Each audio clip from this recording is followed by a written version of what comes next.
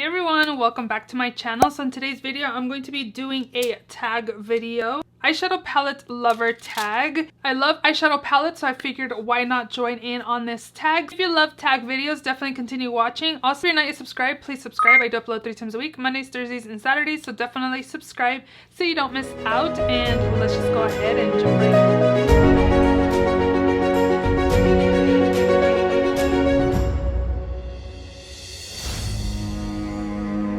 I did watch Alex from One Beauty Addict and also Katie Marie do this tag video, and I was very intrigued. I will link the original creator down in the description box, as well as Alex and Katie Marie as well. I also did ask Ioanna from Chic, Geek if she wanted to join me on this video and do this tag, and of course she agreed to. So if you have not checked out Ioanna's channel, I definitely suggest you check her out. I really love her content. I did kind of give her a shout out in a previous video, but I always love watching her videos. They're always super unique, and she always has great content as well. She has a makeup channel, so definitely go and check her out. Let her know I sent you, and if you're coming from Ioanna's channel, hello, my name is Mariela. I hope you consider subscribing, and let's just go ahead and jump right into this eyeshadow palette tag. The first question on this tag is a palette I regret that I did not buy. And I kept thinking and thinking, and I watched Alex's video. She mentioned the Paulina palette from Blush Tribe, which Blush Tribe no longer exists. They rebranded, so the palette does no longer exist. Besides, it was limited edition, so it was gone already. And at the time when it came out, I wasn't a watcher or subscriber of Paulina, and I didn't really follow Blush Tribe either, but now I am a follower of Paulina. I really enjoy her content as well, so I kind of regret that I didn't find her sooner so I could pick up her palette, because her color scheme was beautiful. She had pinks and greens and purple shades in her palette. It was just really pretty. I've heard really good things on the Blush Tribe formula as well, so I definitely would have picked up that palette if I was an active follower of hers when it came out. Yeah, I really regret not knowing about her channel before then so I could pick up her palette. Number 2 is a palette I regret buying, and for that I went with the Juvia's Place the Nudes palette, which is right here. I got this for free, I believe, using my Ulta points, but here's what the inside looks like. As you can see, it's a very neutral, everyday, pale type of palette. It's okay. I don't know. I picked it up because I have a lot of Juvia's Place palettes, and they kind of lack these lighter shades in the palette. And I thought, well, this will be good for me to pair it with those other Juvia's Place palettes I do own. But honestly, I don't really reach for this. And this is actually a really light palette. And I don't really use really light palettes for everyday use. This would have been better off without picking this up. I just didn't need this palette. So this is just a palette I regret picking up. I think it would be perfect for somebody that doesn't really wear makeup every day. But for myself, I do. I would wear this to work. This is an everyday kind of makeup for me. So I don't know. This is a little too light for my liking. I just need to pull it out and pair it with other palettes. But I usually like to just play with one palette at a time. And I kind of want everything I would need in a palette. So I don't know, I kind of just regret picking this up. Question number 3 is a palette I haven't used as much as I thought. And for that, I picked the Melt Cosmetics 27 palette. I picked this up when it first launched, I think last year. The color scheme in here was actually my go-to kind of colors for everyday use. And I just don't reach for this. I just don't. The formula is not bad. The mattes I do find that are kind of powdery. There's Kickback. And I don't know, I just don't reach for this. It is my kind of color scheme, so I definitely want to pull this out more because obviously Melt Cosmetics isn't cheap. So I want to use this more, but this is definitely a palette that I haven't reached for much. And was a palette that I thought I'd use more often. So yeah, definitely need to pull this in a future shop my stash very soon.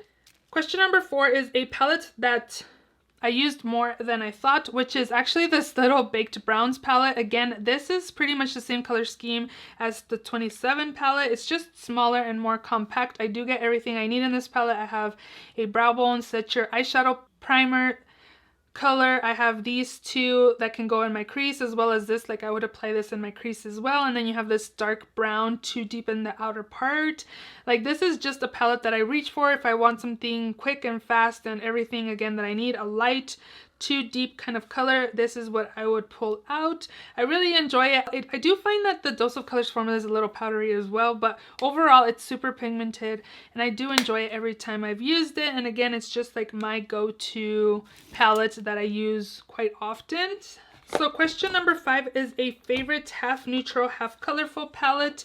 And I decided to pick this one because every time that I've done a declutter, it always survives my declutters because I really enjoy it. And that is the BH Cosmetics Weekend Festival palette. This again is a half neutral, half colorful palette. I feel like the colorful shades in here are not super crazy, that they are too intimidating to apply to my eyes. This is like an everyday kind of palette for me as well. This is one of the best BH Cosmetic palettes I do own. I have actually decluttered quite a few of my BH Cosmetic palettes, but this one seems to always make it through my declutters. I really enjoy it every time I've used it. It's super pigmented and again, it's half neutral, half colorful. If you have this, definitely pull it out. This was limited edition, so they don't have this anymore, but if you have it in your collection, pull it out.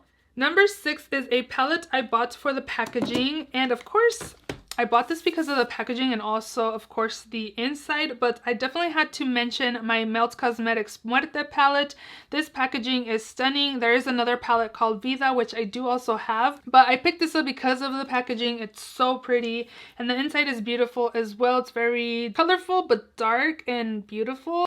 But this is definitely the most recent palette I picked up because of the packaging. I think it's just beautiful. I believe this is sold out. It was supposed to be limited edition, so if you got your hands on this, let me know down below. But this is beautiful. I don't think I would declutter this anytime soon. It's so pretty. I love the color scheme in here as well. The packaging is beautiful. It's like a 10 out of 10 for me for sure. Number 7 is a palette that you like the shimmers more than the mattes, and that was pretty easy for me. And I went with the Abh Sultry Palette just because I love, again, the shimmers in here, but the mattes, I actually dislike the ABH matte formula, to be honest, but I tend to buy them.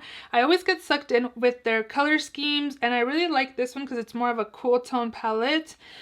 This twig shade is so powdery. Like every time I've put my brush in there, it just creates so much kickback, and I like to use my kickback, but when I try to use my brush to pick up the kickback I have and it just creates more, it kind of pisses me off, to be honest, because I don't like to be wasteful with my palettes. I actually try to be as neat with them as I can. I don't like to have messy palettes. But yeah, the shimmers in here are stunning. Let me just swatch a few, even though I haven't swatched many colors. But these shimmers are super nice and blinding and super pretty. Like I thought of decluttering it, but then I remember the shimmers in here are super nice, so I don't declutter it. But this one definitely falls on the I love the shimmers more than the mattes palette. Next up, number 8 is a palette that you like the mattes more than the shimmers. And for that one, I ended up picking the Profusion Siennas palette. This palette, the mattes are super nice, and this palette's super affordable as well. I really enjoy this palette every time I've used it, but the shimmers do lack some pigment. They do show up, kind of, but they're not as intense as the mattes do. Like this is a really pigmented palette. Like let me swatch some of these mattes. Every time I've used this palette, I really enjoy the mattes in here. I think they're really nice. I keep cleaning my swatches on my pens. I need to not do that. But the mattes in here have really impressed me. I really like this palette overall. This was a palette that was sent to me by Profusion. I was looking at my palette and I was like, oh yeah, like this is definitely one that I would say I love the mattes more than the shimmers in here. And overall a really good palette and also very affordable. 2 more questions left. Number 9 is a palette that's happily surprised you. And that palette I picked was the Ace Beauté Oceanic palette. This is so pretty. This is also a beautiful color scheme as well. This is what it looks like. I'm not a big blue person fan, but these blues in here I actually use. I'm not intimidated by these kinds of blues, and I love the green shades in here. Every time I've used it, I've been very impressed with the palette. This was definitely one that I had to mention in this category. The mattes are actually very pigmented, and the shimmers in here are super nice as well. Look at this pretty like turquoise green color, and then this Bora Bora color, super beautiful as well. those swatches were not as good as the ABA formula, but I was actually really impressed with this palette, and I do love the color scheme in here. I don't have a lot of palettes like with this color scheme. At the times I've used it, I thought my looks were super beautiful. I didn't have any issues with like patchiness or anything like that. I do have another Ace Beauté palette that I recently used, and it was really patchy, which I was kind of thinking maybe I should declutter it because it was not fun to use. But this one overall I really enjoy, and I really like it. Lastly, number 10 is a palette with the most interesting color story, and for that category I ended up picking the Nomad by Juvia's Place. I feel like this is mostly unique because it's kind of like a grungy fall type of palette. Yeah, you do get like these sunflower kind of colors and this like orangey brown, but this color right here is kind of like a green gray color, and then this one's more like an olive shade. I feel like the color story in here is really pretty and unique. Look how pretty these colors are. These are very, I thought this was a very unique color story. Again, like fall appropriate grungy palette for sure. And I don't know, like I have a ton of colorful palettes, which I was kind of thinking of mentioning this one as well as like a unique color story. I ended up picking this one just because, again, these two shades are more unique to my collection and you don't see them very often. And I actually really enjoy Juvia's Place formula, and yeah, I really like this color story. I need to reach for this more often, especially now for fall time. I think it's beautiful. I haven't used it in a few, but this is definitely has a pretty unique color story from my collection. So those are all the questions. Let me know if you agree with me with any of the palettes that I ended up picking out. Let me know a couple of your picks down in the comment section below. Thank you so much, Ioanna, for collabing with me, and definitely check out all the girls I listed down in the description box. Definitely go and check them out. If you enjoyed this video, please give it a thumbs up. Please also subscribe if you haven't already, and I will see you all in my next video. Bye!